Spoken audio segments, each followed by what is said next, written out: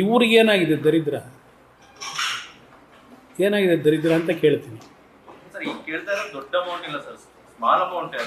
ಅದೇನು ದೊಡ್ಡ ವಿಷಯ ಅಲ್ಲ ಬ್ರದರ್. ಇಷ್ಟು ದಿವಸ ರೈತರನ್ನ 7 ದಿನ ರಸ್ತೆಯಲ್ಲಿ ಮಲಗಿಸ್ಬೇಕಾಗಿರಲಿಲ್ಲ ಈ ಸರ್ಕಾರ. ಏನಾದರೂ ರೈತರ ಬಗ್ಗೆ ಸ್ವಲ್ಪ ಭಯ ಭಕ್ತಿ ಇದ್ದಿದ್ರೆ 10 ನಿಮಿಷದಲ್ಲಿ ಸಾಲ್ವ್ ಮಾಡಬೇಕಾದಂಥ ಒಂದು ಪ್ರಕರಣ ಇದು. ಏನು ದೊಡ್ಡ ವಿಷಯ ಅಲ್ಲ ಇದು.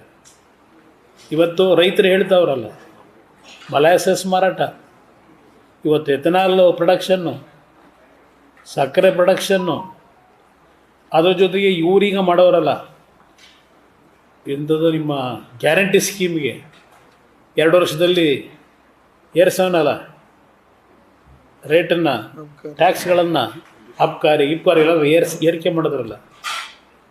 ಎಷ್ಟು ಬರ್ತಿದೆ ನಿಮಗೆ ಸಂಪಾದನೆ ಸರ್ಕಾರಕ್ಕೆ? ಏನು ನಿಮಗೆ ದರಿದ್ರ ಬಂದಿರೋದು? ಆ ಜನ ಬೆವರು ಸುರಿಸಿ ರೈತರು ನಿಮ್ಮ ಖಜಾನೆ ತುಂಬಿಸ್ತಾವ್ರೆ.